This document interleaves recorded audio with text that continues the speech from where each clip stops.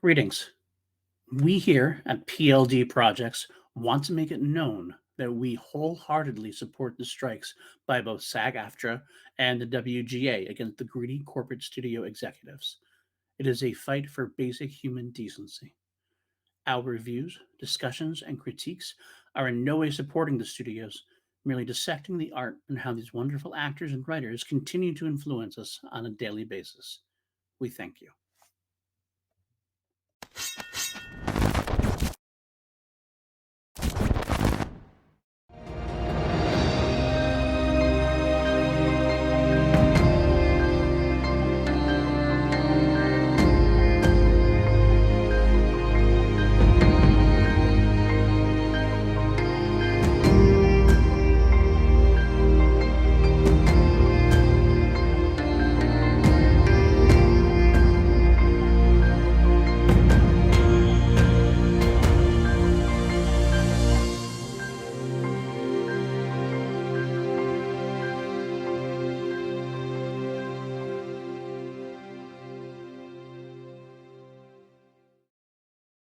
What's up, everybody? Welcome back to PLD Projects and another episode of Review. We are on the second episode of the weekly series.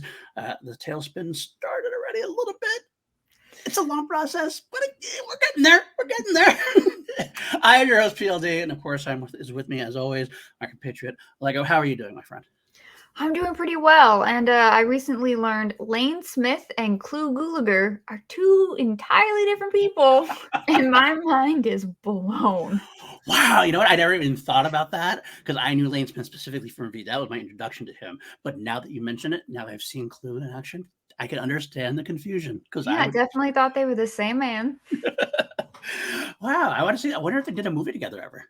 Oh, I don't know. I'd have to look that up. In which case, I probably would have thought they were the same person and not realized it was two different characters. Playing twins, of course, obviously, in that level. So, well, all right. This is the second episode of the season. It's directed again by Paul Krasny, and this was the famous, as I mentioned last week, episode written by Stephen E. D'Souza, the only episode he wrote because he kind of flubbed the ball and made it way too expensive for TV. So it was obviously recreated by Garner Simmons, who is one of the producers.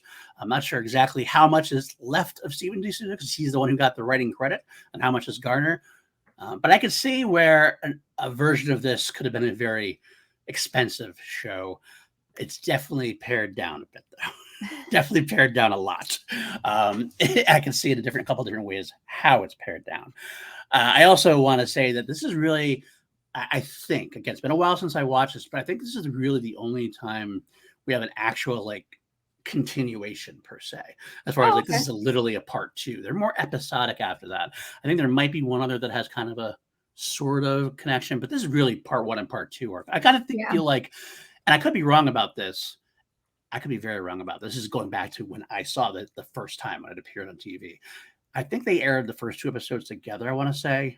And if it wasn't that, they aired them when they did the reruns. They might have aired the two together. Well, I have it written down. So said the internet. Okay. That episode 1 aired October 26th, and episode 2 aired November 2nd. Okay, so not the first time through. It must have been when they did the reruns at that point. They might have put them together as that, because I remember watching these two together back to back at least one night. So that must have been what happened. But it does begin right away, obviously. Right where we left off, Donovan, who is not limping really anymore, all of a sudden he's got up from his crazy ass diving. Diana has to do some more very soon, because Donovan and Ham have this great conversation. And I gotta say right off the bat, it just feels good seeing Donovan and Ham together again. I love their camaraderie always. Well, I could say that a million times. You'll probably hear me say that a million times as long as Michael Ironside is still on the show. But it just makes, it's probably the basis of my love for the Resistance itself, watching those two together. They do rip off each other really well. And I was honestly a little jarred that this episode picked up right where the previous one left off. Right. But they just went directly to opening credits without any sort of teaser opening or no last time on V. Right. Or something like that. It's like, all right, credits. Show. Let's go. No recaps. Yeah, no recap. We're just getting right into it. So if you hadn't watched last week, you have no idea what's going on. But I guess we got some interesting updates. Donovan and Ham updating each other. I find it interesting that Martin's death gets no reaction out of Ham whatsoever. None. He's like, okay, whatever. Which I guess makes sense because Ham wasn't a big fan of the old lizard anyway. But it was a little bit jarring for me. I'm kind of like, that's it. That's your love letter to Ham Tyler. Yeah, you have more appreciation to like a fellow soldier at arms, so to speak. Exactly. And then what was more interesting to me, and I think would have been kind of a cool thing if they had developed for the future. It's always weird watching this, right? I got to sidetrack just a second to say, I look at the future because I have seen the series before, but I try not to give a whole too much away until we get to there. But every once in a while, I see something like this, and Ham basically lies to Donovan, completely. Oh, totally. Stating he has no idea what's going on with Diana. Oh, I checked the morgue. It was a switch body. Somebody did that. I'm like, oh, okay, interesting. Would have been kind of cool if they kind of played that up later on eventually. Some kind of way where like that came back. That never really comes back. It would have been cool if Donovan kind of suspected it was a lie. Right. Yes. It felt like he would have. Like that would have been more in line with his character. Right. He would suspect Ham. Because even like I almost feel like he should have seen Ham at some point when he was tracking Diana down to the station to the when he was in the helicopter. I thought that they'd seen each other. That's what I kind of felt like too. Maybe I guess it's high up. Maybe he just saw somebody who looked like Ham but couldn't confirm it. Either way, now I'm just like headcanon. Donovan needs glasses and should not be flying a helicopter. That's a good point. I mean, because you are right though, because Ham obviously looks up and sees it and like, right, let's go, let's move, because he sees the helicopter in the sky. So I mean, it makes sense that he would have seen something, or at least he would have seen the KDBHP helicopter and knows Donovan worked for KDBHP. Yeah. So maybe Ham knows, maybe Donovan did. Maybe Donovan's confused. Maybe Martin was distracting at the time. Who knows? But either way, we don't get to dive too much into it because all of a sudden the cops show up. And I got to tell you, this part confused me a little bit. I don't know if it confuses you a little bit, but these cops, are they real cops? Yeah, that's what I was thinking. Like, are they Bates's goons? Or are the real cops just Bates's goons at this point? I don't really know. I have no idea because I have questions about Bates later on. Well, that's what it is. Like, it kind of seems weird that, like, I mean, the police they show up, they roll up. Obviously, there's an alarm system going off in Southwestern Tracking Station at this point. I'm assuming there's gunfire, there's things exploding. I'm sure something has raised an alarm of some kind. They drive up, take out the car, and they just start shooting at them. Yeah, it made no sense. I mean, it made no sense. And I guess I go back to Bates talking to Roller saying he has to eliminate Ham. And we knew that they were heading to the Southwestern Tracking Station. That's why I think they were Bates's goons, or at least cops that Bates has under his thumb. That's the way I justified it. Wait, then you think that they would want to dispatch them a little more, I don't know, quietly, subtly, not as obvious? Hopefully not using police-issued weapons? I don't know. Is murder still a crime in this world?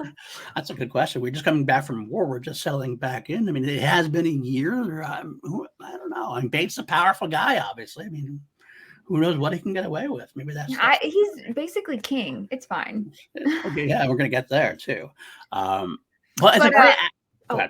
No, go ahead. So I love when Donovan, he literally, like, I love Mark Singer's dedication to stunts. Now I'm really paying attention to them. He full body dives into this shrubbery and then throws himself like he's diving into a pool into the car. Right. To get away. It's ridiculous. Like, this man is 18 feet tall. How did he jump into that car? I'm pretty sure he's older than me. If I tried to do that, I mean, I pull muscles. Sounds my knees would be making. I would have missed. No, it would have been a simple disaster. I would have gotten more hurt than if the cops shot me.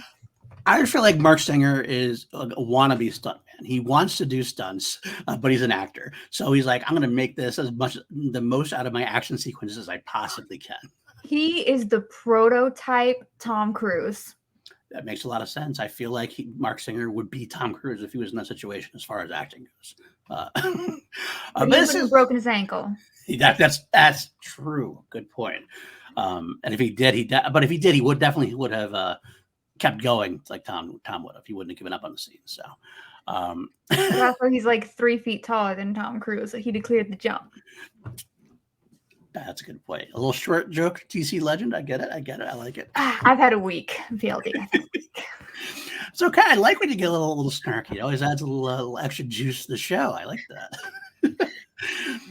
What an action sequence this is, though. It's kind of a fun, cheesy 80s action sequence. Car chasing going on back and right. You got people hang out the windows firing guns. I don't know about you, but I love the hubcap shot. Yes, I wrote that down. That tire rim went the distance. It just kept going. I bet the cameraman, that probably wasn't even supposed to be part of the shot. The cameraman just like, look, it's going. This goes in. This gets all the way in. We're keeping it. We're not cutting it.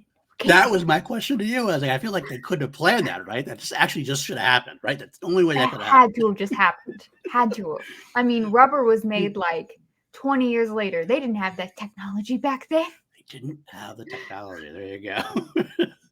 But I love it. Leads to a lot of different, again, Donovan and Han riffing off each other. You know, you've been dating somebody's wife, gooder. I thought you said you could drive. I thought you said you could shoot. 80s action stunts galore at that point. Like at this point, they're not the Three Stooges. Laurel and Hardy. They're just like Laurel and Hardy. That's a good combination. That's a good right there. And Abbott Costello. Now the best part for me as a young boy, I gotta tell you, I was into like World War II. I was into like different like weaponry that had come out. I was always interested in seeing the different weaponry of different ages. I had like a little mini obsession. It was the first time.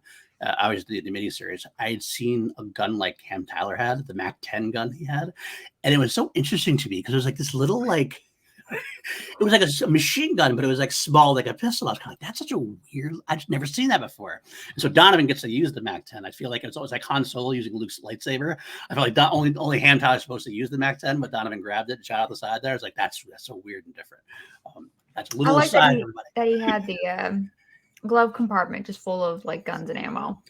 No problem there. Take what you need. Take what you need. Take what you want. Take what you need. Take what you need. It was giving Burt Gummer from Tremors. He is prepared. Always prepared. Michael Ironside would be a good person for Tremors. Oh my gosh, yes. He'd be a great person in Tremors. But let's keep that in mind. He's still alive. We can still make it happen. Some kind of sequel down the line, we could do that. Well, I mean, he can't be too different in age than Michael Bross. That's true. That's true. He's a little less actiony. I know he's definitely got a little bigger man now. I don't know if he can do the action quite the same, but we'll make it work. With CGI and stunts, we'll make it work. He could be the driver. He'll be the Ving Rhames of the like the Mission Impossible franchise. He'll be the Ving Rhames of Tremors at that point. That's amazing. So the action sequence, good action sequence, they get done. Obviously, they're just like, well, what's going on? They're still kind of confused. They leave, and this is where we jump ship back to Elizabeth, the cocoon, which the acting is basically a lot of slack-jawed staring with some music. Yeah, it's a lot of shadow, right?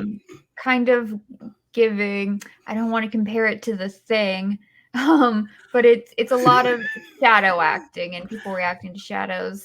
Inspired by The Thing, maybe I could go that route, but it's not done as well, obviously. No, certainly not. But it's when you don't want to show your effects. Typically, effects people, they don't want you to show their effects in light. They want it in dark. They want it in silhouette. And they want to be able to more easily hide all the things that are making the effect work. Right. And show it as little as possible, and it's more effective, yes. Generally speaking. And I think that's the rule of thumb they were using here. So it might look like budgetary constraints, but I do think it's more of style. It could have been, absolutely, but I think the bubbling cocoon probably definitely wouldn't have looked as good under the light, under full light. No. I was like, it's bubbling on. Okay, we'll go with that. We do get the lovely introduction to Jennifer Cook, our new Elizabeth. Which makes sense because this isn't the first time she's changed. Obviously, she changed in the miniseries as well. Yeah, which is weird because I don't know. She didn't go into a chrysalis the first time. Right. She just kind of shed her skin. Yeah, shed her skin. Feels like that would have been easier to do. Yeah. I fully agree. I don't know what I want to know what the thought process was here. Someone going into a cocoon chrysalis thingy does seem more freaky. Yeah. And I'm assuming that was a thought process. Like that's wild. That's weird. Let's do it. Yeah, it's a good point. But it's almost kind of funny to say that because I think it could have been handled very easily the other way. I mean, they could have done a little bit more. Like they obviously already scratched the skin off, that kind of thing. The skin could have grown back underneath, and she could have just grown up. I think it could have been easier to do. But I'll give them props for swinging for the fences here. They swing for something new. They do that every once in a while. They don't always hit for home runs, but that's okay. But yes, we get Jennifer Cook, and she gets brought back. Yeah, it was very, very gooey. It was kind of giving what the humans in the mothership were under in that like KY cocoon jelly stasis thing, and ready to be eaten. Right. And I feel like maybe they were inspired by their own. I guess it's puberty. I guess it's puberty for them. I guess that would make sense. Maybe, I guess that's the thing too, is we don't know a lot about the visitor's background as far as their life. We know they're a lizard. I have questions later. We'll get there. Oh, we're going to get there. I kind of know what you're talking about, I think. But there we go. Go back to the mothership at this point, and we get the introduction of a new character, Lydia, played by June Chadwick. And it's quite obvious that the idea behind this to me was trying to reinvoke the Diana Pamela battle between the two female lizard queens, so to speak. Unfortunately, June Chadwick is not. I don't know if it's June Chadwick or if it's a script, because the script tends to lead more towards the let's be as catty as we can towards each other.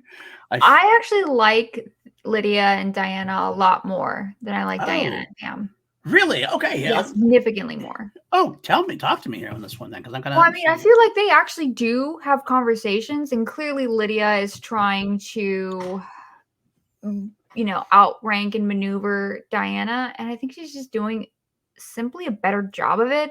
And I also feel like Diana is she's not just grr, I hate your existence. Like, she's more playful with her because she does feel like she's more in control than Lydia is. So she's able to be just so much more Diana.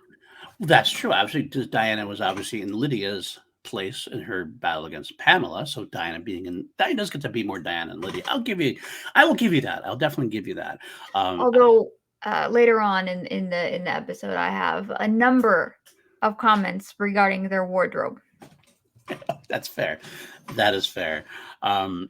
I do like that Lydia is put in place as far as gives Diana a check, because at this point we definitely need that, because Diana's the only visitor we have left. It's the only one we know. They're all either dead or gone or they're with resistance now. Yeah, we don't really, and I think that's unfortunate. Like, I think we need to know more visitors other than her and Willie. Exactly. We should get more. We do get a few more on the lines as the series unfolds. But so Lydia is definitely a definite I look towards these new characters with a little bit of sarcasm and cynicism, because I'm always like, well, you get rid of Martin, you get rid of other people, and then you're going to bring in new characters. That's what are you saving budget wise here? What the hell? I look at it like that standpoint. But in truth, Lydia is probably is more necessary than Martin is overall as far as storyline goes. Yeah, definitely. Because we have resistance, we have Willie as a visitor within the resistance. Diana needs that foil she can play with on a week to week basis. So it makes sense. It does make sense. The interesting thing for me in this initial battle, as I say, this repartee, is Diana assumes because she survived the red dust is ineffective and automatically orders a strike. Yeah. To me, that seemed a little foolhardy for someone who's as intelligent as she is. I feel like she would do a little more testing before she decides, we're just going to all out invade again. Test what happened. Before they're just sending out all these troops. Now, I know Diana is impulsive sometimes as a military leader, for example. So I guess I wore in my head whether this is a Diana move or if it's kind of a poorly written sequence. What do you think on that? I think this is a person who is very much not even power hungry at this point. She is just kind of egotistical and feel like she can do no wrong. Right. And not her military position and not even her science background is really going to get in the way of her accomplishing this goal. Makes sense. And also that we learned that their planet actually is like a desolate wasteland now. Yeah. And they really just don't have an option. I actually wrote at one point, this is kind of giving Fermi's paradox, wherein, maybe it's kind of like the real world, in which there really aren't a lot of livable planets in the universe, even though the universe is very big. Like, we only know of, 3 types of life forms. That's the visitors, their enemies, which were mentioned previously and never to be mentioned again, and us. So if your option is desolate planet, or, maybe something we can, figure out later with the red velvet cake, this is kind of the only option we got. I can go with that. It's convinced me enough that Diana's impulsive enough and they need the planet now. Let's just go ahead and do it and see what happens. Also, she's just kind of pissed and wants revenge. And, it's, what's the saying? Hell hath no fury like a woman scorned. And Lizard Lady is definitely a woman, so that could be it. So, all right, we shunt back to Earth, and we shunt back to Robert's campground, cabin, whatever they are. Ranch, that's the word I was looking for. I'm like, it's not camp, it's something like that. And Elizabeth is there. Obviously, we get old Elizabeth there. Julia and Robert have this conversation about what's going on.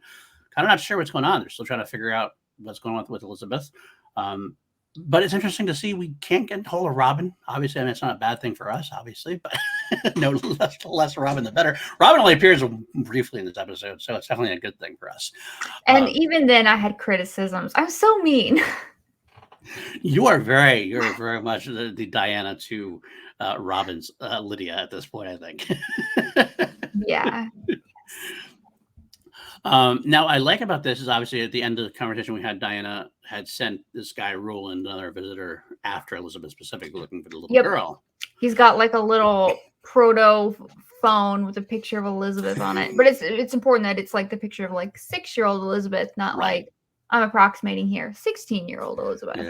Yeah, absolutely. Somewhere around there, 7. I'm going to say she's supposed to be 17, 18, considering what happens later on. That's what we're going to go with. Oh, right. Okay. Maybe we should say 18 even. But 18. Although she's only like 2 years old, but okay. 18. That's going to be a conversation we are going to have at some point, definitively. Yeah. Anyway, though, so they attack Robert's ranch, and I got to say, Robert prepared. None of this. Donovan didn't have Teflon bullets. He grabs gives Julia Teflon bullets. It's like ready to go with the armor. And what a fun little action sequence this is, given that the visitors don't even shoot once because they want to get to Elizabeth alive. But it's a nice little siege. It doesn't last too long, but I actually think this action sequence actually kind of wraps up. It feels like it could have been in the miniseries in a way. It felt like it was oppressive visitors. I felt like they were, because I think one of the problems I have with the series that goes on, the visitors feel less and less threatening as it goes on compared to the miniseries, where you kind of like, you were scared for them. If the visitors were attacking, like, oh shit, it's going to go down. This kind of has that feel to it, I feel, more than other times in the miniseries. Yeah, so there's a few things in this scene that I thought were really interesting. Like, it's great how Robert is so supportive and caring towards Elizabeth now, considering like where he was in the final battle. I think that's really great. I think it's very interesting that neither of them seem particularly concerned about Elizabeth's rapid aging. Like, if I were them, I'd be like, okay, at what? Like, they just assume it's stopping and that she's not going to continue to age. Like, I'd be, is she going to be like dead in a year, or what's happening? Like, is this slowing down because she's, gone through essentially puberty or what? I don't know. Because it seems like Willie, I'm assuming, is, like a 30-something-year-old lizard dude, right? Or has he only been alive like 5 years and that's his age rate? Because, lizards age more quickly than people. So we don't know biologically how that works for them. You would think that within a year that Willie or Martin would have had a conversation with Robert about what's going on, at least potentially. Well, see, half visitor, this is what happens to us, just so you know. And Robert, I feel like, would have been asking these questions a lot. 100%. And my last thing was like, this is just like a grandpa. You leave your kid with them for a few days and you come home to find your sweet little munchkin has gone through a metamorphosis and is now a girly Jedi teenager. Oh, scary, scary times. And now the ranch has been overtaken. For shame, grandpas. For shame, grandpas. It's funny you mentioned the thing because I actually mentioned that at the end of the episode when Robert and Elizabeth share a moment. I'm kind of like, did we just forget that Robert wanted to kill her a year ago? That's why I really badly wanted to kill her. We're just going to ignore that. Redcon? Redcon. We're going to retcon. It's been a year. A lot can happen in a year. Okay. All right. Fair. I mean, who remembers that far back? I mean, Robert doesn't have any kids anymore. That was 10 years ago. That's true. That's true. Or 11. Or whatever. Yeah. And as far as I know, Robert doesn't have any other kids, just Robin. That's the only because the other two, Polly and Katie, they're not even there anymore. So all right, so get that action sequence of the visitors die at the very end. They actually overcome Robert, Julie, and Elizabeth, but then they die from the red dust. And Robert and Julie both like, well, what happened? Like, well, the red dust, but it happened. It took a lot longer than it should have. Ain't that great timing? Absolutely. I mean, they actually set it up well because Robert's was established to be north or away from LA, so he's a little bit further north, at a little bit of a colder territory, supposedly. I'm not sure how far north he has to be to have it that difference of a temperature in Los Angeles. I don't know California that well. I mean, in Cali, he could be in like Big Bear or something. Okay, would there be that much of a difference weather-wise? It snows there. Oh, okay. All right. There you go. I mean, that's what it is then. Okay. Go back to the mothership. The reports are coming in, and Diana's getting pissed because some of them were dying, and Lydia is definitely having fun pointing that out right away. And then Diana gets success with other places. And this is where we get the great computer exposition of what's going on. Here is our status quo. And I wrote this down. I'm kind of like, I wrote this whole thing down, like computer exposition. Okay, sure. Weather patterns. Not because like I actually buy into the explanation that Diana has. That's a bacteria that it thrives in cold weather and dies in hot. I can kind of get behind that. It's the computer. Show us a map. Lay us or bacteria work the opposite. Is that what it is? I don't even know. I'm not. I feel like bacteria thrives in warmth and dies off in cold. Like that's why hospitals are always so freaking cold. Maybe it is. I don't know. Thriving heat or in cold. Let's see what it says here on the old internet while we're doing that. Bacteria can live in hotter and colder temperatures than humans, but they do best in a warm, moist, protein-rich environment. Yeah, I only know that from what do you call it? 9th grade health class, because female form. I wouldn't know that one as much. I don't think I took that part of it. Maybe.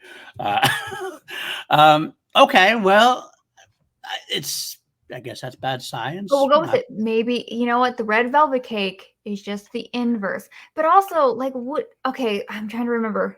I'm having a mental block. Okay, so Willie, in like the very first episode of the very first miniseries, he went into the extreme cold and saved Caleb. And I'm forgetting, do they survive better in the cold?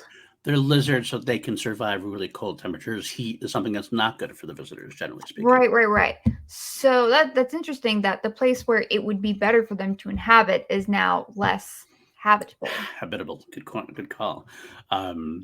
Beyond that, though, I just want to point out the interest of the computer exposition, though. In fact, if they have a map, say overlay where the red dust has been placed, basically, and just the whole map becomes red. And let's just throw in or plug in weather patterns. It's all fixed. Okay, so this is exactly where the visitors can go and not go.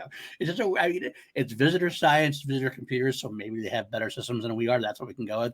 I kind of found a funny, simple computer exposition. I wrote down, like I said, okay, sure, let's move on from there. But now I'm just really curious about visitor meteorologists. Like, I'm just imagining Back to the Future 2 level of like, we know exactly what's going to happen. It's almost prophecy. Almost like they almost control it. This would be more like the controlling the weather, I think, than they would be prophesizing the weather. Oh, now we're getting the storms. All right, I can get behind this. See what that's coming there. Okay. So, all right, well, that's where we are. Diana has her plans. Okay, well, we're going to attack all the warm weather place. At least for now, we'll figure out the cold later on. And then we get stuck with footage from War of the Worlds, a stock footage from War of the World. Are you serious? It is. I was looking at it. I'm like, this looks really great. What is this?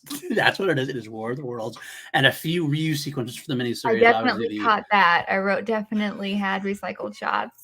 Yeah, the San Pedro assault and the time when I think it's when Robert was they want to throw thing bomb through his window. I think there's a little bit before that when they were throwing the bomb in the sky fight or whatever.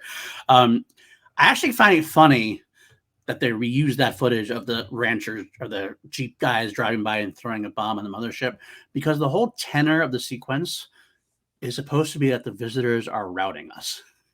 Like they're supposed to be destroying us. And yet they're showing like resistance fighting back and killing the visit. I felt it was a weird choice to put in there when it's the anti what you're trying to sell with the tone. Yeah, I don't know. It was it definitely had a visually distinguished look. Yes. Like it didn't look like these were from the same thing. Right. And the recycled shots, it was just so obviously recycled. I mean, maybe if you were watching it like 2 years later, you wouldn't have caught it, but it would still be kind of weird to see, people fighting back against the visitors at this point and winning, since that's just the opposite of what we're supposed to be seeing at the moment. Yeah, you're right. Totally weird, but that's okay. I do have to say, I can't wait. There's one recycled shot that I really can't wait for you to see, because it's literally like, I don't want to say anymore, but when it comes, I'm going to say, this is the one I mean. And you're going to know exactly what I'm talking about right here. So just put this in your head. And there's one recycled shot above all recycled shots. Oh, okay. Now I'm really interested. I hope it's a horse battle. It's fun. It's not that one particularly, but there's one after that where when you see it, you'll understand why it's very funny to me. So, okay. All right, we jump ship. We got people hiding out in the Club Creole, and I wish we had more of Elias and Willie. I'm starting to love that comparison more. I love that Willie starts giving them booze, and Elias, being Elias, has that like quote. He goes, "Species can come out just as good at the domestic." He is the businessman to the extreme, still taking advantage of everything as best he can. I love this guy who was such a criminally or hood or whatever you want to call him back in the day. Now he's like this respectable con man, like Lando Calrissian type character almost. Yes, exactly. He's that kind of charming, but ultimately a little bit swarmy. Smart, exactly. Use the little used car salesman, that kind of thing going on. Oh, definitely. He would have made a bank selling cars. But he does kind of like Lando. You feel like he is loyal to his crew, though. He's just kind of like, it's one of those back and forth. Like, I gotta get what I get, but I do love you and I'll protect you, kind of thing at the same time. He definitely is. Like, and we see that even in this episode. Oh yeah, because Julie and Elizabeth come looking for help, and they are going to have Elias is happy to hide them in the speakeasy, as it was a Prohibition era safe secret basement that they have. But this was a really made up basement. Like I try to think of anything I've seen that look that nice. I don't know. Right? I've stayed in some really, really nice hotels. They didn't look that nice. There's a lot. I've stayed in like 5-star hotels. It didn't look that nice. There's a lot of room down there. I do think it's funny that he says even the real estate guy doesn't even know they're here or whatever. Didn't know this basement was here. And here's one of those times where I'm going to jump ahead a little bit. There's an entranceway off the alleyway. How the hell do they not know that this is here? Like, it totally ruins the idea of the secret thing. Maybe is there a second secret passage? Is that what it is? I don't know. I don't know. It would have been, if they said it in Seattle, that would have been more interesting. And it would have been more believable. Yeah, okay. That's fair. I don't know any other cities that have like underground cities. Right. LA doesn't. Maybe they used the subway. It didn't even exist back then. That would have been interesting. That could have been. I think they were building it back then. I don't know if they were doing it as early as 84. I don't know. I don't really know my history as far as that goes. That's an interesting thought process there. That would have been cool. That would have been great. I mean, we know they like to use it. Look back at the original Resistance headquarters having those underground tunnels that they used and everything. They're used to. I think that was just a sewer, but it's still underground tunnels. That's why. But did they meet any of the Ninja Turtles? That is a great coin. Well, it wouldn't, because they're in New York, if I remember correctly, aren't they? Oh, really? You know what? Yeah, that's obvious now that you said it. It just didn't click for me. So maybe the Turtles' cousins are in LA, though. Maybe that's where they are. I don't know. I just made that up. Now, the interesting part here, of course, was when they, like I said, Julie brings Elizabeth in. Doula Willie recognizes Elizabeth right away. I was stalling. This was so TLD. He's looking at this girl. She's just standing there, and he says Elizabeth, and that he recognized her instantly by a mark that's in the inside of her, between her thumb and her finger. How did he even see that? That's a great question. Obviously, Willie doesn't need glasses like Donovan does. No. And this mark is the mark of Zahn. Is that right? Yes, that's right. Mark of Zahn, which you got the subtitles on. I believe it's actually XON, so it's even better of a. I believe that's what it is. It's even better. And I wrote. I mean, honestly, if I had rolled my eyes any further back into my head, I actually saw my brain, and I saw that it was melted from the fiery inferno that was my rage at the moment. It is not good. It gets worse. This is the step away from real. This is this big step from the V that Kenneth Johnson created, social commentary, hard science fiction kind of story. All of a sudden, we're now venturing into Star Wars with Obi-Wan Kenobi, Amon, and the Lords of Light. Yeah, oh no, it's just not. Who were the Lords of Light who were hunted down and killed by a dark side. I mean, by a leader. Yeah, the leader. Oh no. We saw what you're doing, guys. We see what you're doing, and it's not good. It's not good. I'm sorry. It's not good. It's not cute. It's not well thought out. No, it's not even really all that interesting. It's just kind of creepy. No. It's just in the wrong story. That's the problem. It's completely in the wrong story. I actually love the idea of getting to learn more about the visitors and their religion and things like that. And that's kind of a cool thing to learn about. And like, okay, that's good background and stuff. Maybe but at this point, I think we're too far in. I agree. If there was just more of a case of that the visitors had a religious zealot, that kind of thing going on, but the fact that there was like, you're naming them Lords of Light and that's terrible. And it's just like, what are you doing here? What are you doing? And obviously, some kind of prophecy child. Like you're introducing the prophecy of the chosen one now already. At this point, you have nothing going on. Yeah, so. It was not. I mean, I know that we were saying that Elizabeth was a Jedi, but this is taking a little. I was because I've been watching Buffy, so I'm like, into every generation, a Slayer is born, one girl in all the world. The children. There you go. Elizabeth is Buffy incarnate at this point. This is the worst thing they could have done. And actually, quite frankly, I mentioned before how I want to see where it jumps the shark, so to speak. Yeah, I thought this was about it. This is the closest moment. I think the fact that they don't really talk about it very much after this is a saving grace. Like, that's why this isn't the moment where it completely jumps the shark, because luckily this, I believe, I want to say we only get to hear about this 2 more times, maybe. Once in a very soon episode, I think maybe the next episode, but it's a very brief thing. And then there's one episode where we actually get to see, coming up, we get to see Amon briefly, but that's it. Oh yeah, there was with that. So it's Willie says it said that one survived who has the keys to the destruction of the visitors. And I don't know why, but this bothered me so much. They call themselves the visitors. Is that actually what their species is called? Like, we're the visitors. We're from Visiterasia. Like, what? That, my friend, is a great question. I want to think maybe he's translating it to the human, so they know. Maybe that's what it is. Like, given how terrible Willie is at translating, that's a good point. That's a very good point. It bothered me so much. And also, okay, so he's talking about so there's this Zahn, and he was a leader of an outlawed religion. Something about Pratayama. They opposed. Well, yeah. Can I interject real quick here? All of a sudden, Pratayama, which was just the word for peace in the visitor language. That's what it was. Okay, I like that. It's also the name of this outlawed religion now, basically. What the fuck's going on? Okay, I'm sorry. Go ahead.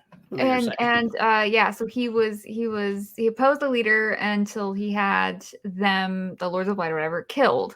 Right. Okay, so now she's born with this mark. So I'm over here. I'm really dumb because one of them is supposed to survive and have the key to destruction. So I'm sitting there. Oh, so is she possessed by a lizard ghost?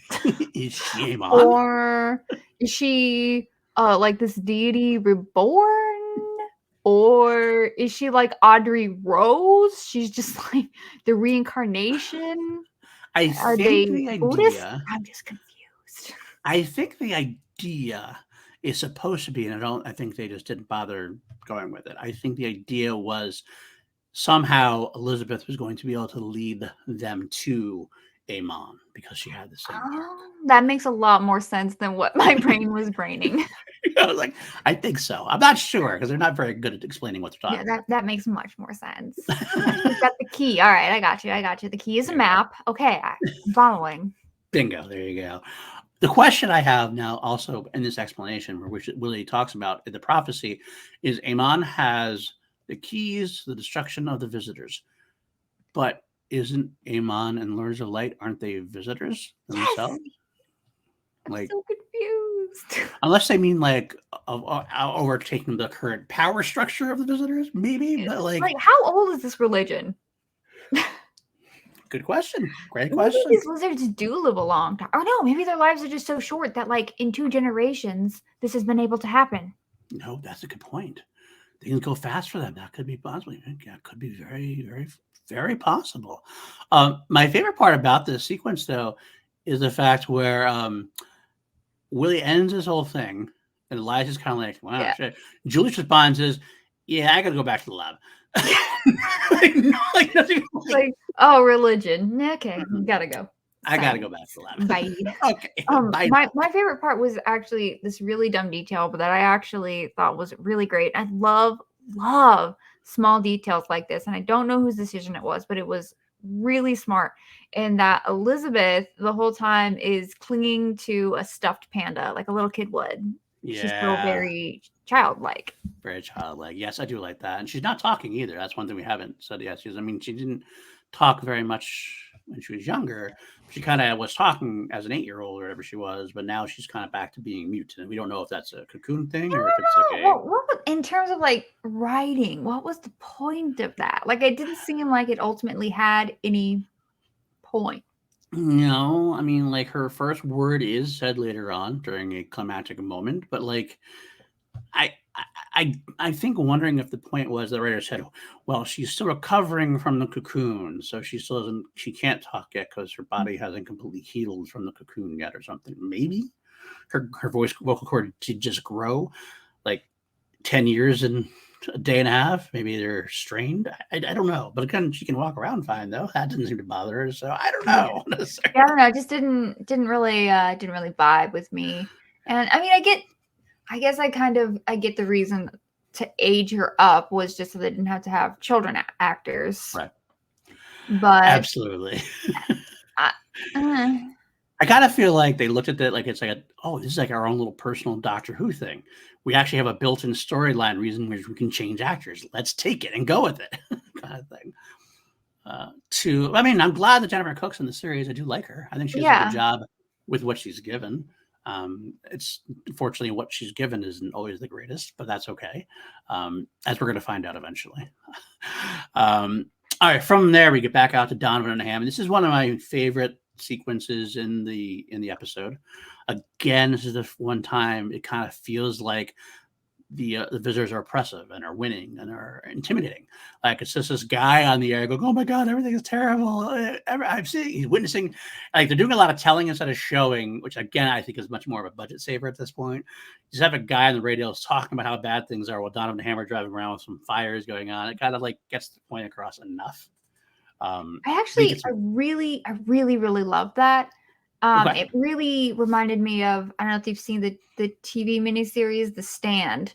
Oh yeah. Where I think Molly Ringwald and her character's father were listening to a radio broadcast of a woman kind of, telling the truth about Captain Trix, and the government, breaks down and kills her. And I think sometimes just seeing people's reaction to something horrible is a lot better than seeing the horrible thing. I both watch horror movies a lot. Sometimes, what you can imagine is definitely going to be worse than what you're actually seeing. So I think, just kind of having them react to And as well as we do see a bit of the street in destruction and chaos, and we will see someone, get shot down by the visitors. I definitely think that was enough to give us the impact of what's going on, because I think if they tried to show it, they wouldn't be able to do it. Oh, I agree. And that's where the budgetary thing comes in, I think. Like, this was a good way to do it without, it was effective, and they could do it cheaply, which I like. I just have to point out, of course, I've seen The Stand. First of all, as a horror guy, and second of all, Ed Harris is in it very briefly. Oh, duh, yeah. Of course, I've seen it. I didn't think about that. It's a very brief role. He's not in it very long. He's just kind of his role is so important. Oh, very much so, right at the beginning. But you get Donovan and Ham, obviously, driving around. They do get a couple of action beats here. They decide while they're here to go where lies is the Club Creole. Obviously, Club Creole is a great setup for them all to kind of meet with after the shit goes down. It is a great name, Club Creole. I kind of want to open a place called the Club Creole. But my favorite bit of this action sequence is Donovan and Ham kind of driving around. They're about to leave.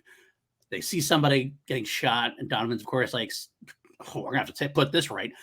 He drives, they turn around and start shooting people. The best part is he takes the guns, and like one shot, all three visitors are jump back. I mean, what a shot. I'm like, that's I wrote that in my notes. What a shot. Did you notice that when he's like, he leans out of the car so that like he's sitting on the windowsill, and one of his legs is out, and of the like entirely out of the vehicle. It's like 6'8" man. I'm exaggerating. Just Paul Bunyan himself is half in, half out of this car. I mean, no, he's like a fourth and 3/4 out of this vehicle. It was just easy. You could easily just sit in there, put both your legs in there, and just do that. But Donovan always has to go the extra mile. He is. His physical acting is so dramatic. It's amazing.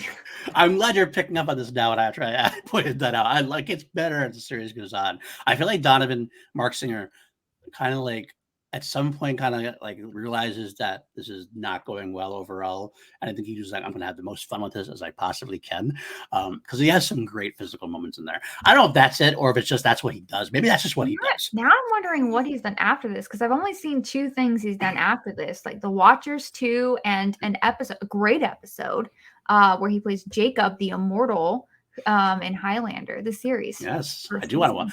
I haven't seen that in a while. I just watched that episode. I'm not sure with names, but yeah, great episode. Beastmaster 2 as well. I saw that afterwards. I never watched the second one because I was told it was worse than Highlander 2. Pretty close. It's still better than 3, but Highlander 2, of course, with Michael Ironside. Hey now. Yep. They were all over the sci-fi world at that time. They were. Mark Singer and Mark Singer and Michael Ironside. They were the guys you go to for sci-fi at that time in the 80s, especially hate to say it, the more lower budgeted sci-fi overall. I mean, that's the best stuff. Sword and Sandals all day. All day. Okay, so we do get a good sequence there. We dive into another good sequence, I thought. Bates versus Diana 2, this time with Diana on the winning side, so to speak, or the one in control. But we got to say here, Lane Smith, man, plays Bates cool as a cucumber. That man said, Uno reverse. You think you have me? Oh, no, honey. No. If it's me or you, I'll destroy the world before you get me. Love it. Bates really shines in that he's such a great character, and such a needed character at this point, because you need that guy who can kind of play both sides a little bit, even though he's definitely an antagonist of the resistance. But he gives Diana fits enough that he has to concentrate on more than just taking out the resistance. Having a king of Los Angeles, which is basically what he becomes during this episode. Yes, we'll talk about that soon. Is really cool. Is a really great concept. And again, I just love Lane Smith's action choice here. I do have some questions. First, he does introduce the pulsometer, the big long pulsometer that's like half his wrist. That if his pulse stops beating or the comes off his wrist, then the red dust is going to get back reinforced into the atmosphere. Is that a big thing? Because I didn't write it down because it seemed like it was just a bluff. That was my question. I don't know. To be honest with you, I'll spoil this now. It is not a big thing. However, there was a part where it was going to be a big thing. So it obviously, I guess you're supposed to believe is a bluff, because later on, obviously, some stuff happens and then nothing happens. So even they forgot about it. But there was a scene, which I'll talk about this more in depth when we get to the episode, where a character we haven't met yet, Kyle Bates, actually slips the pulsometer onto his wrist. It was a scene that was filmed, I guess, but cut. So at that point, I guess this is basically the only time we ever see or hear about this. And I thought it was a great idea, even if the technology is a little bit much. Like, how could he wear that around his wrist all day and all night? Like, can he really wear that 24/7? Can he shower with that thing on? Like, is there a way he can take it up? I don't know. It seems like a very did they have shower-proof watches in the 80s? I don't know. I don't remember, to be completely honest with you. I never really wore it to the 90s. So this is like even more than that. It's like a big device. So I don't know. But either way, he has that. And he, Julie, of course, after he talks Diana down into, he'll have an open city for Los Angeles. He'll give them back the mothership. And there'll be peace in LA, everything working through him, which is, of course, what he likes. He just wants power. That's all he wants. That's all he needs. And LA is enough for him right now. Of course, Julie doesn't like this and it's like, well, why didn't you just fucking put the red dust back into the atmosphere? This is what I don't know if it was a bluff or not. Bates claims that the red dust had environmental damage and was killing off the earth slowly but surely. Is that true? Or is Nathan just basically going, I can say that to calm Julie here, who obviously has a thing for, but he can use it to control the situation. I kind of feel like he's not lying, because I think that I want him not to be lying, because even though Julie is our hero and our scientist, I think she would have tested this and all this stuff. It wasn't an exact scientist for the Red Velvet stuff, obviously. And it adds more to Bates's one-on-one with Diana there at the end, and because he has that great line to Julie, "Oh, so you're bluffing?" "Oh no, I was playing to win." It's like, yeah, I didn't even consider that he was lying about that. Because it just didn't really make sense for that to have been a lie. I think my young boy brain, because I questioned this back in the day. Oh. And I never really answered for myself. I think my young boy brain was trying to defend Julie. Like, Julie wouldn't have got it wrong, kind of thing in my head. Like, she didn't test the long-term effects. She didn't test. I mean, there's a lot of factors that in a environment that she had with the stuff that she had and the time limit she had, she can only test so much. Right. Like, just because she was immune to the effects doesn't mean that, I don't know, roses are immune to it, right? That's true. Did she test to see if bees were immune to it? If you kill the bees, we're all dead, right? Yeah. Like, did we make sure that, I don't know, puppies were okay with it? If she killed the puppies, then Julie is just number one. We don't like Julie anymore. John Wick just woke up in a cold sweat. Exactly. You can do. I mean, honestly, you know what? Kill the bees. The visitors and the humans will all die together in a bee-free world. It'll be glorious. If you kill the puppies, we're trouble. What is the reason to go on? Absolutely. We're in big trouble. So we shift back, of course, to Club Creole. And a great sequence here. Another fun sequence. The visitors are in there harassing their clientele. And this is where Elias proves his mettle. One guy, he's going to start trying to take on the 4 or 5 visitors that are harassing his clientele. Gets one shot off and then dies behind the bar. Well, I mean, he's not impervious to firearms. Right. He got to see himself. I gotta feel like he should have gotten behind the bar first before shooting and going, "Oh shit, I better dive behind the bar." Yes. Also, I mean, I know he wouldn't have done a Molotov cocktail because that would have burned his restaurant down, but it would have been cool to see. Right. There was also a lot of people there too. That kind of gives a little bit of credence to the problem. But of course, visitors start walking towards them, and that's when Donovan and Ham come in and save the day, as they usually do. I did like that Elias got in a really great right hook on one of the visitors. Well, once Donovan and Ham come in, Elias comes out and joins the fight. Donovan gets a good couple of fights in there. I love Donovan gets this big elbow moment. It's a great action sequence. But the best part of the whole action sequence to me is Excited Willie. Really watching. He's loving. He's loving like us. He's watching. Go, here, give him that right hook, Elias. I did not really notice him in this one. I did notice him in a later bout because he stands out in that one. Oh, he definitively stands out in that one. Of course, Donovan gets the quick one-liner in. You know, you got to get a better class of customer, Elias. Of course, but good fun action sequence. Absolutely, a few laser blasts, $2,000 to the budget right there. Oh, geez. Yeah, I think every time I see the blast, I'm like, oh, there's 1,000, there's 1,000, there's 1,000. That just sounds painful. I know, right? We shot back to the mothership. We get Diana and Lydia talking about Bates' deal. Lydia doesn't seem to be too thrilled with it. Diana basically doesn't care because she's in charge. And I love the fact that, first of all, Lydia's got great hair already. I feel like I'm not talking about that. Every scene, Diana's hair gets bigger and bigger. I noticed that one on my first watch. So yeah, her hair gets bigger every time, and their makeup gets crazier too. But okay, so Diana's uniform, I need to talk about this. So it was originally just the whole orange jumpsuit thing, but now she has this sequence, sparkling, glittery black top that cuts through it and looks like it belongs in heavy metal. It absolutely does. Or it's like, yeah, it's that or Escape from New York or something like that. Carpenter was that way. And then Lydia looks like she's about to start singing some Lita Ford song or something. Maybe she actually looks like she's from what's that roller skating musical? Starlight Express. That's what the Starlight Express. Oh, Andrew Lloyd Webber. It's a musical about roller skating, and it's like futuristic, and that they look like it looks better than Xanadu.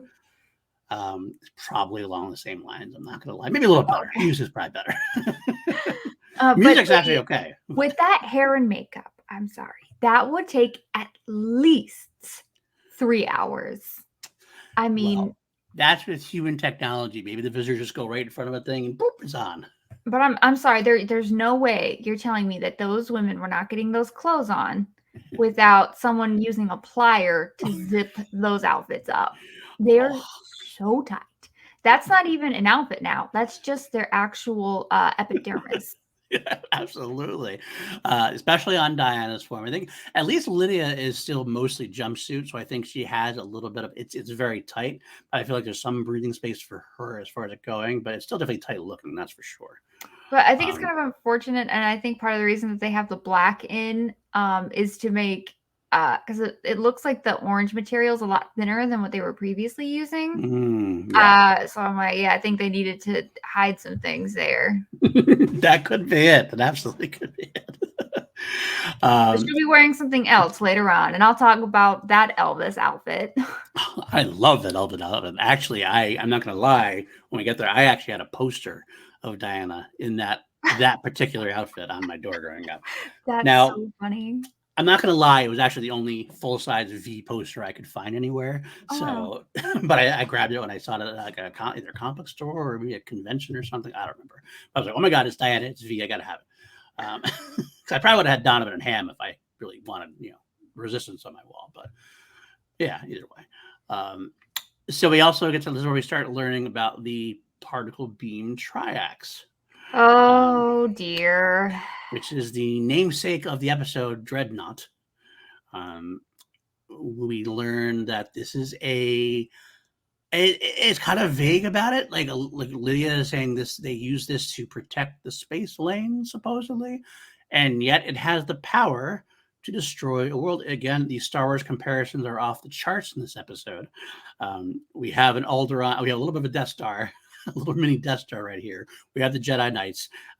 We are all sorts of laser gunning out. I think that's why this episode was probably going to be expensive as hell when originally written. Can we actually skip ahead a little bit when they test it out? Show that it can destroy.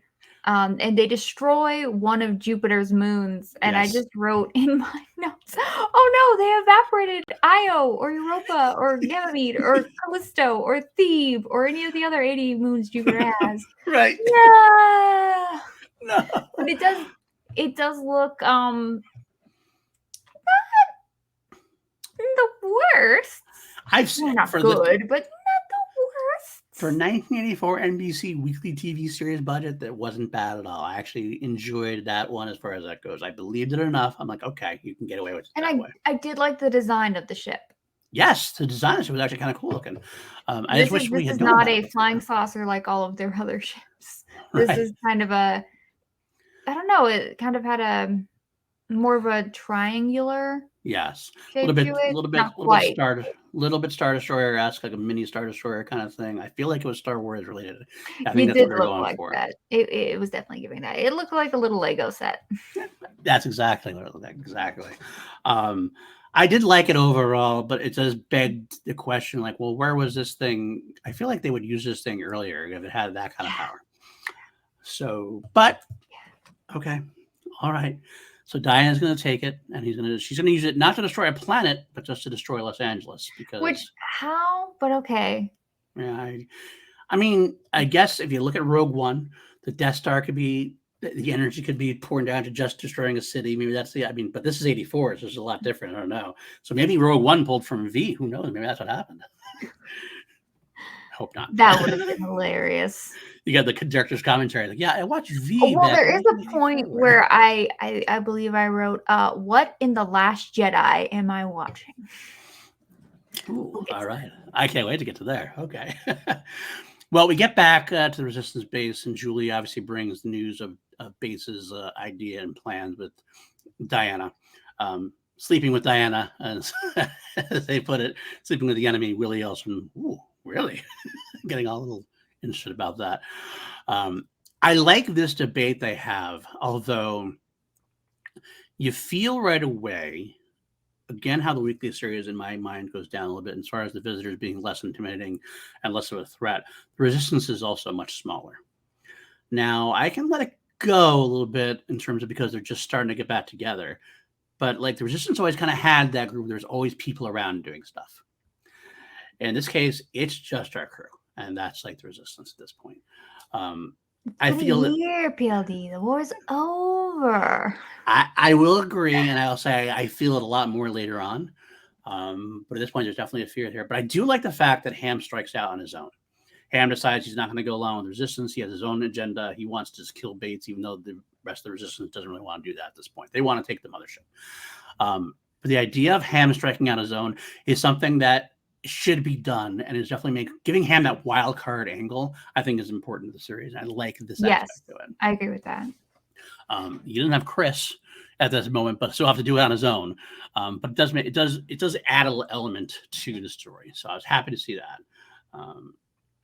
So where do we go from there? So wait. So we have our group. They're listening to a news report wherein Nathan Bates, Mr. Nathan Bates, set up a provisional government. Oh, yes, that's right. Talk to me about this. Which is signing treaties with the visitors, specifically Diana and himself, to declare Los Angeles an open city, meaning neither human nor visitor may bear arms, so guns. And both can exist in peace. Yeah. A question. Who are you, Nathan Bates? Does America still have a president? Is Los Angeles still a part of California? It's still part of the United States? Is there no governor of California? Is there no mayor of Los Angeles? Who are you, you rich, entitled monster? What power do you wield here, sir? Well, let's be honest. Nowadays, doesn't it make sense? Does it make sense more than what we've lived through in a way that people's power-hungry money monsters could actually maybe do this? Maybe hijack the government, so to speak? Maybe more. Realistically, yeah, of course that happens. But I just thought it was so strange. They wouldn't have anyone. The show never actually shows any governmental bodies with it. It's so clearly about a lot of that. Right. Like in the original miniseries, we got to see the United Nations. Obviously, that was the one big thing they did show. And the president, they mentioned the president. Beyond that, we haven't seen anything at all. I mean, I think it's kind of glaring. Like the absence to me is like glaring. I agree. I think the idea behind it, and it's not very well done, is the fact that they're saying that the visitors' onslaught took all the governments out at this point, where the humans are barely surviving at this point, at least in the warm weather places. We don't see that as much because we are in Los Angeles and we see the provisional government working, and we see Nathan Bates making these deals with Diana. There should have been some kind of, even a montage where like the visitors took over the government and humanity is all. At least there could have been a way to get the exposition across. Because you are right, it does seem kind of weird. All of a sudden, the Bates shows up where there's nobody else around. The government's completely collapsed. Okay, it would be good to know that. And also, I don't know. I just feel like signing a treaty. I don't know. It's a bit like having a restraining order. Is it gonna really do anything? Right. Cute. Well, I think he knows that as well, though. It's more the idea. I think Bates is using this as a way to showcase to the world, or at least to the city, I'm in charge now. I'm the one dealing with Diana. What does that do? I don't know. It just seems real. It just seems like such a bad idea, because now you're also like saying, let's take away the weapons from all of the other humans. That just seems like a bad idea. Like you're just helping the visitors, right? If anything. I mean, I think Bates wants to have his own militia, although his security guards definitely aren't that great. So that's not a good idea, Bates. You're not wrong. You're not wrong. I think that Bates should have had more in place as far as an army goes. Having Bates, if he was going to be the provisional government, maybe Bates should have taken over the military as well in Los Angeles. Even say some kind of like reserve. Maybe they had some kind of army reserves there that he took control of. So he actually had a standing army instead of these just kind of like what looks like rent-a-cops, basically. I just feel like this whole scene just kind of, like, in that respect, just kind of really didn't make any sense. And there was a lot of better ways to do it that wouldn't require any like extra budget, really. Yeah. You know, just get another old guy on the TV station to say the same things. Yeah. Bates beside him. Right. Makes infinite more sense. Yeah, maybe Bates being the puppet master instead or something, that kind of thing. That makes a lot more sense. I agree. I completely agree. Because conceptually, I like the idea of an open city. It works for the budget, and it works for kind of an interesting, at least on paper, idea. Or instead of having a lot of war, it's going to be a lot more maneuvering of things. And I feel like, thinking ahead, if we had the perfect series, we could have had more time away from Los Angeles where we could see the world really at war, and then coming back to the open city makes it, this is an interesting place where we are here in LA. Okay, I mean, a little juxtaposition of things. But of course, because of the budget, I think it's a budgetary thing. It's like, well, don't have to have any battles, don't have to have any war-torn sets at this point. It's all like open city. That's all we need at this point. But I agree, it definitely could have been better done. And it falls under that thing for me that a lot of this series does. Conceptually, cool idea, horrible execution. So, unfortunately. Yes, indeed. All right, so we move on, and Julie tries to get Nathan to bring security in, which is a smart ploy, because technically she's not even lying, because she knows Ham's going to try to kill him. So pull security from the mothership to guard your body. And, this is a very smarmy Bates trying to get Julie to stay after, trying to get Julie to stay with him. Like when he says, it's dangerous out there, he has this predatory look on his face that even skeeved me out. I felt bad for Julie, but Julie, of course, is a big girl and handles herself quite well at this point. Bates is just, God, Lane Smith's good. Lane Smith's just good. Every time I see him, like even when he's doing stupid things, like that treaty, he's doing his job very well. Yeah, definitely. Like I absolutely believe everything he's doing on screen. Right, absolutely. Like I think this guy could take over LA easily. I don't want to name people, but he is very much a prototypical figure that we know very well to a degree. I can see him doing the same exact type of thing, except for he's intelligent. I feel that's the difference. Yeah. At least he's well spoken. Yes, that's true. He seems like he knows what he's talking about.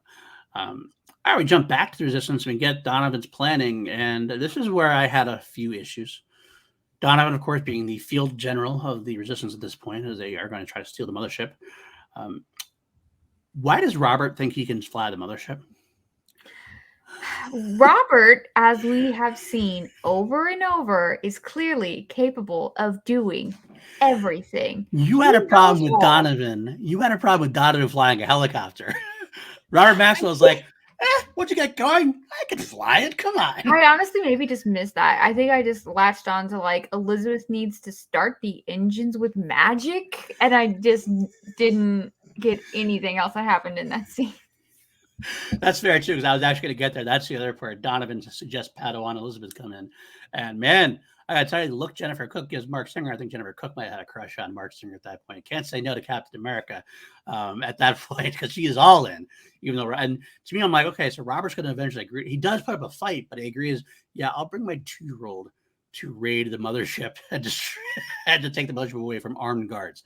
That seems right. Again, Weekend at Grandpa's. Just proving it. There you go. And I guess the other sidebars, you can't leave her home alone because who else is going to stay with her? So. That's true. You can't leave her at the Club Creole. I mean, I don't think the liquor cabinet's going to keep this kid away. That's true. That's crazy weekend. And Dula Willie is even going to go in the battle again. So I'm fine with it. Okay, so Julia comes back and basically says she can't go because she's got to stay with Bates as part of the agreement, which is okay. So it basically just takes Julia out of the fight.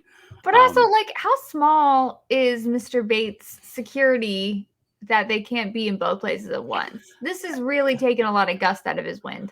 You're the provisional government and you can't have multiple places guarded. That's not great. That's definitely not great. Well, we go back, and this is where we get to see Lydia playing a little fast and loose with the messages, not going to deliver messages. So I like that aspect already right away. We're getting to that whole, okay, she's playing on becoming leader at some point. But this is where we get to that famous Diana Elvis outfit, as you called it earlier. It was just, I'm pretty sure Elvis had the same get up. It's a onesie. It's white where they're typically orange, and it has the same black like glitter. Her makeup, my goodness, ridiculous. She is prepared to go on stage and out-sing Kiss. Like it's wild. Her hair is 3 stories. Oh, easily. It is Kiss. She actually looks like a member of Kiss. All she actually just take off her and just show her lizard face. She could be a member of Kiss. Absolutely. She has the tongue. She has the visitors have a tongue. There you go. I like that. Kiss would welcome her with open arms. 100%. That's Journey. No, I'm kidding. Open Arms, the song. A little bit of a bad joke. I'm sorry. I'm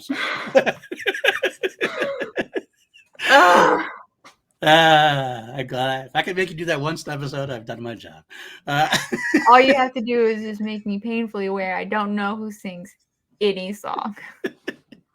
Thankfully, this show does not have any needle drops. No, there are no needle drops at all. That's true. All right, we go back to this is where the Resistance is setting up to take over the mothership, and here we get to take on one of my criticisms. We do have a few extra no-name Resistance players. A guy named Rick is there. There's one time we called him Rick. He says, Rick, you're going to do this. And there's definitely I call it the Sancho homage. Yes, I did too. I looked a little closer. Oh, no. Wait, no. I think he's trying to be, are they trying to say that Sancho? I don't know. Is that like another pulling a fast one with the casting thing? But we never find out because never calls him anything. That's it. I just wrote a group of red shirts. Donovan, Elias, Elizabeth, Robert, and Willie go to the mothership. Right there. There we go. That's a good way to put it. They are red shirts. Even though the visitors generally wear the orange and red, this is definitely the red shirts of the Resistance as we go on. So we get to the Science Frontier setup. They're the press conference setting up where they're announcing this government thing. Brief segments there. Now, here's where I like to call more Donovan action. Go back to the mothership. The security guard's coming in. Donovan's waiting on the side, and Donovan has his animated kick to the stomach and animated like wind up punch to knock out the security guard. Yeah, I wrote that he has like when he waves him forward. I mean, this is just the most aggressive wait. I've never seen anything like that. Man, people got to watch him. And this is what you do. This is how you act in this sequences here. It's very. He's giving stage performance on a TV show. That's really what it is. It really what it is. And nobody ever controls them, and I'm glad they don't. I'm glad they actually amps it up because it actually is very entertaining. Definitely. Even as a kid, I watched it. I loved it. I love it even more now as an adult. I got to be honest. As a kid, I think I bought it. As I watch it as an adult, I'm kind of like, so good, so good. So we get into the bridge of the mothership. Of course, it's a lot easier to find the bridge than it was the last time. Though secret dark corridors to find, they go right to it. Well, they knew it. I remembered from a year ago. That's right. There might be signs up there too. This way to the bridge because maybe Willie knew. Willie might have known. That's true. Willie gets to do some translating right away. Of course, we get even I think as an 80s, I think there's a tire joke. He starts saying different things, and finally the last one is and he's like, Robert's like, what's that? Oh, I'm just clearing my throat.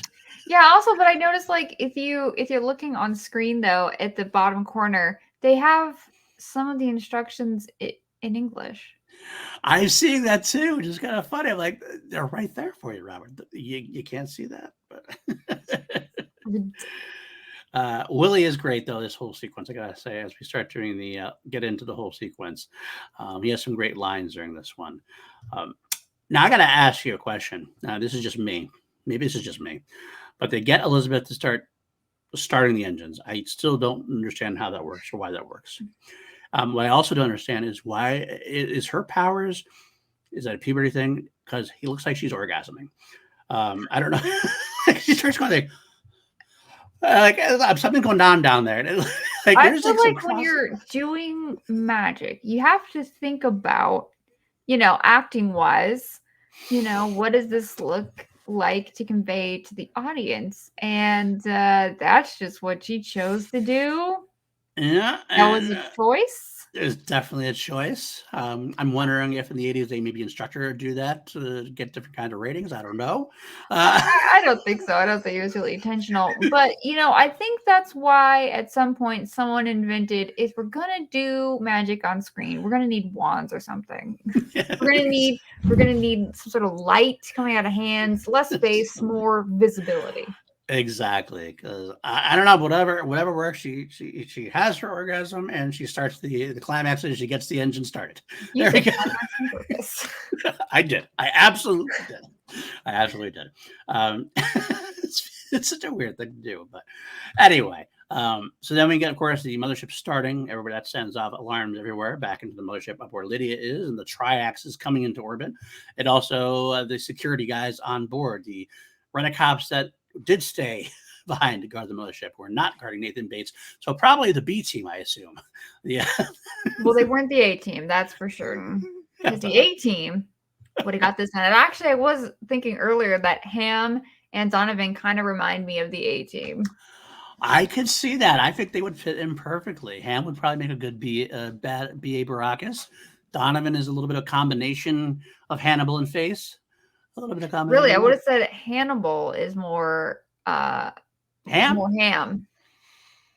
You know what? I'll say Hannibal's maybe it's a combination of both. I think Hannibal's a little bit of Donovan, a little bit of Ham. Like he's got Ham's skills, but Donovan's, shall we say, demeanor or Donovan's finesse. That's a finesse. That's a great word.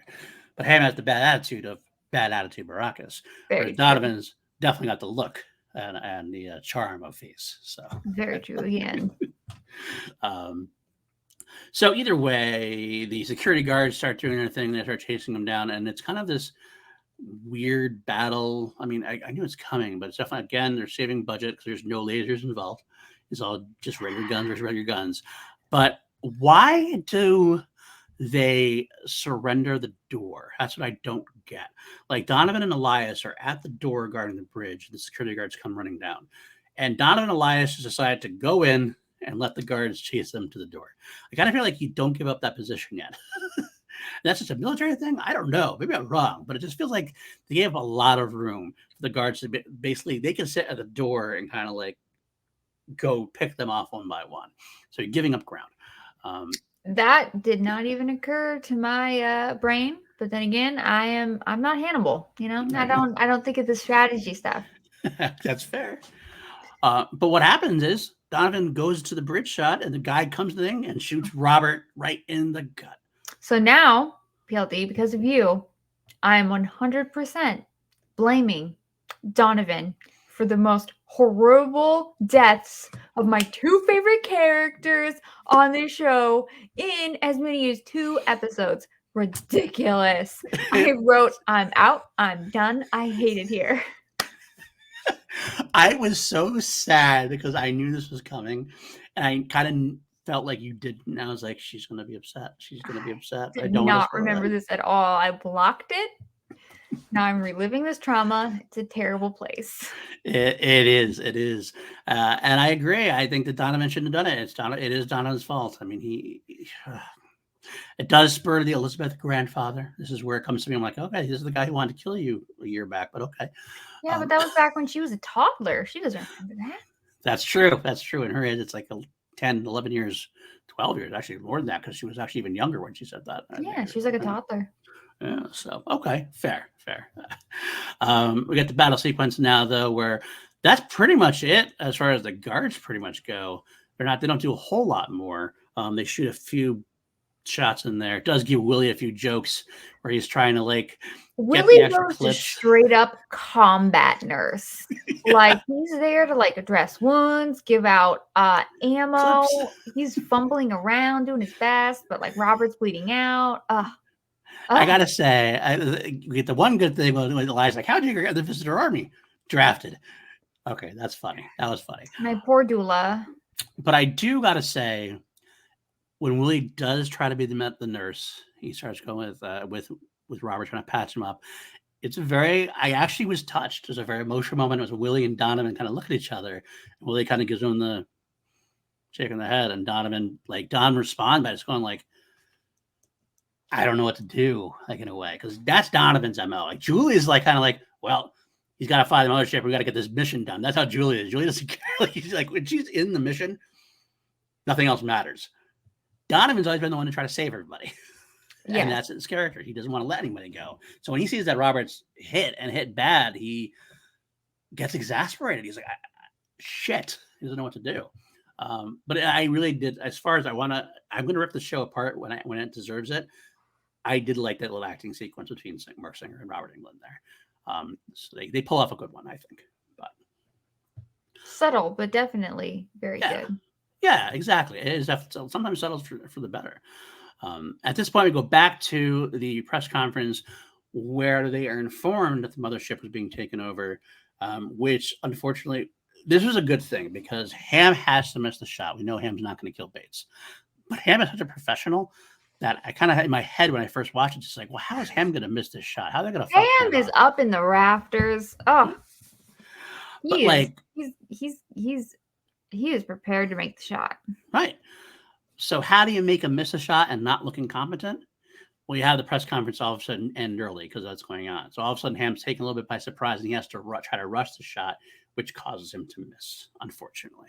Also, there's a lot of crowd. There's people moving about. It's hectic. Exactly. He can't get the good shot. But then we go back and we see the triacs forming in. And I do love, again, Robert Englund's acting here, where he acts and pretty much in horror, sells the triacs pretty hardcore. Listen, you will not stop that. Now, I don't know how the doula knows about this too much. Yeah. I mean, you could give me any ship, any plane, any warhead. I don't know what that's going to do. Right. I'm exactly. I don't know. It looks big. I guess it'll do some damage or something. Willie obviously knows. So maybe Willie knows more than we're talking about. But then another good acting moment, again, pretty subtle overall, where they start throwing ideas out there. And Robert basically comes on and goes, well, what about this ship? And he's like, no, it's not a firepower. Somehow Donovan knows that it's not a firepower. So again, I guess Donovan, having some kind of knowledge of that, I'll maybe buy, after working. You read up on it or something. Sure. Martin told him about it at some point, or some of the power levels. I don't know, either way. But it does have this great moment. Robert's like, I'm not talking about firepower. And Donovan takes a quick beat, and without hesitation, you're right. All right, get the people out. I'm leading you guys. It's my responsibility. Yep. I'll fly in there. I'll 100%. Very, very in line with his character to be self-sacrificial. He's going to be the hero that saved the day. He might have a little bit of a hero's complex, a little bit, maybe a little bit, just a smidge. But I'll give him that because he does it well. He does it very well. But it's not puffery. It's no. Yeah. At all. Like it's very earnest, which I think that's what makes him such a great character. Agreed. It's definitely along the lines. Like I said, I kind of keep comparing him to Captain America. He's a very Captain America-esque kind of guy in that. And it's really difficult to do a character that is very good in a very unironic way. Yeah, it is very tough. And Mark Singer will joke about his overacting physically, but he does a great job with that role and getting across that role. Of course, Robert says, he says a smart thing.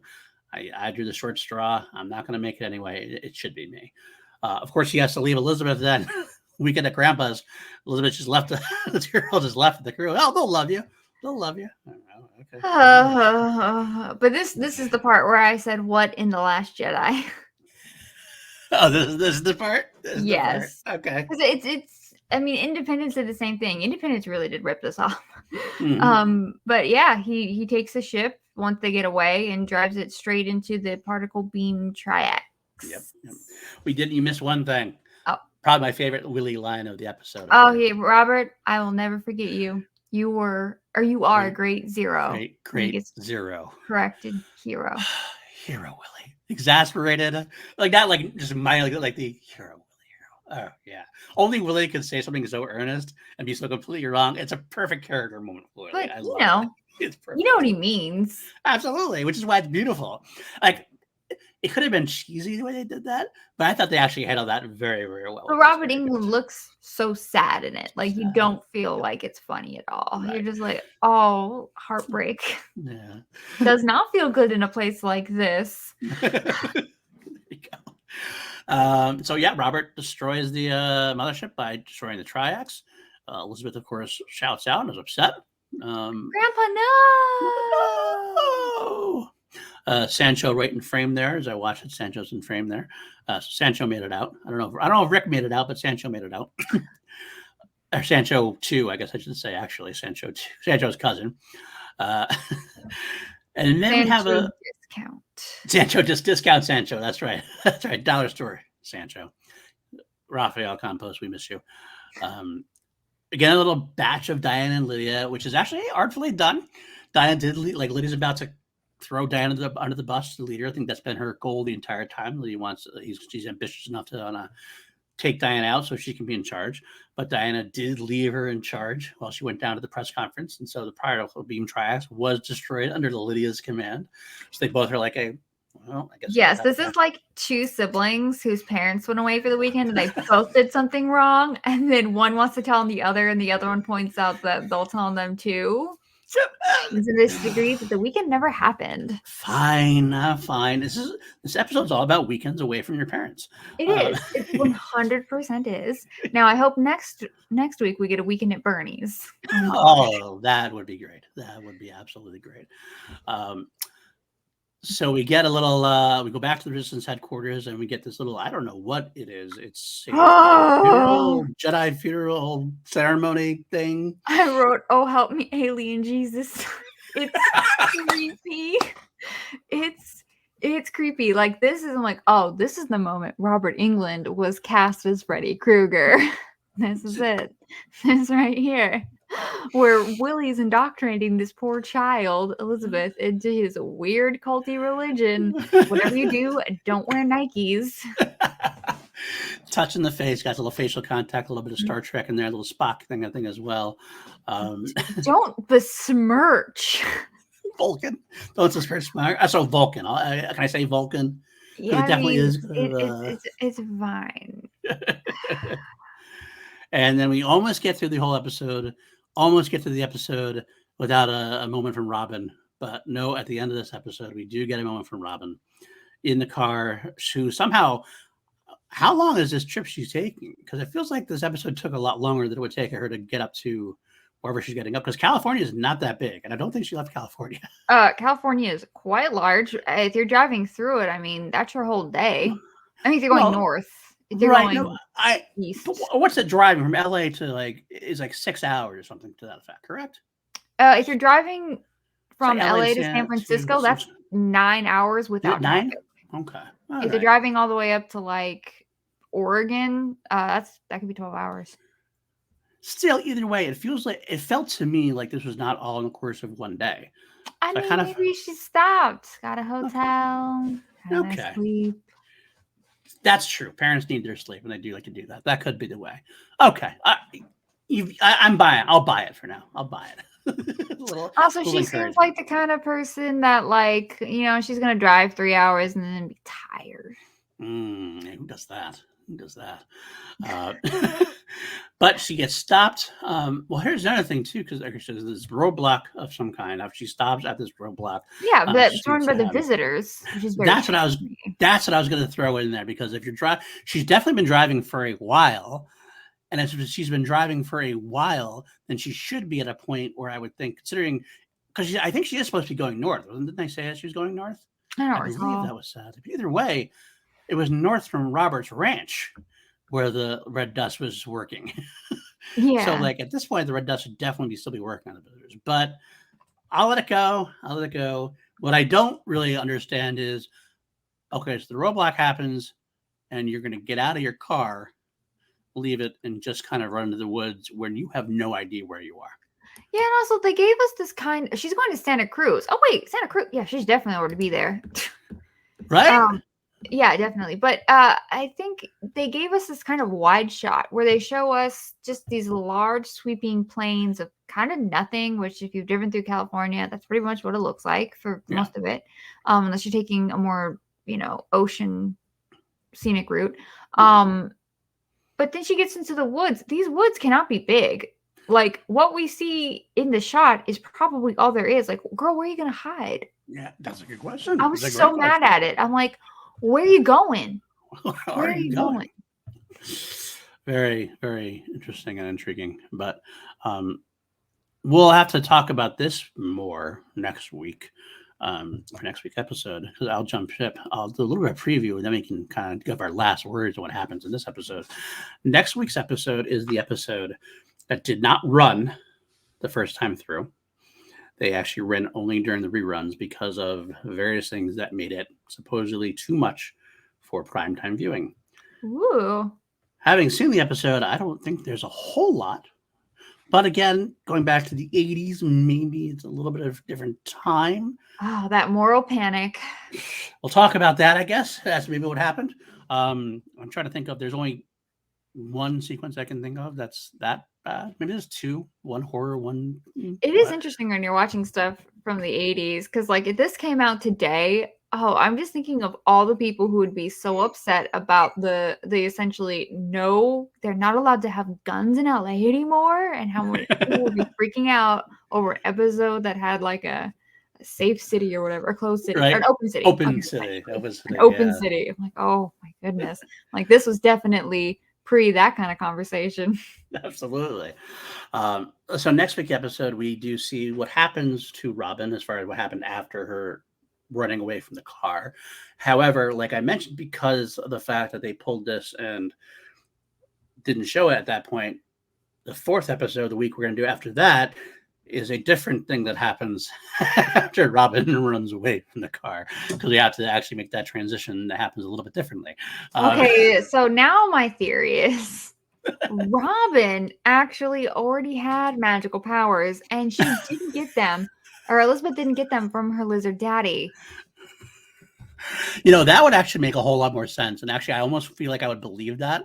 Like, if that was the case, if you wanted to go that route, that she had superpowers all along, and that's where she got them from, I'd buy that. Let's go with that. At this point, we might as well.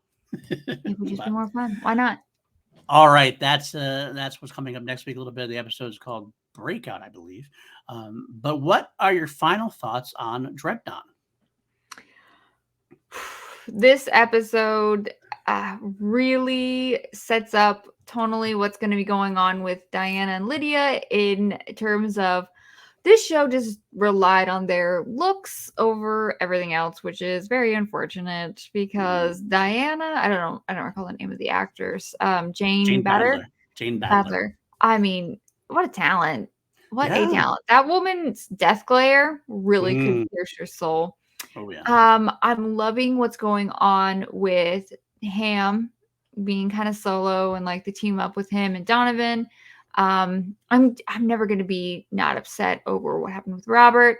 And wow, I could do without anything that happened with Elizabeth. Just hated it all. I get it. I agree 100%. I think this episode starts off strong. There are some good sequences in there, especially more involving Donovan and Ham. It feels like two different shows. That's exactly what I feel too. It feels like, I mean, Willie was good except for his parts of the Jedi lore. Taking that out of it, Willie had a lot of good moments. Elias has a lot of good moments. But it's really the Donovan and Ham show at this point, with a little bit of side helping from Nathan Bates.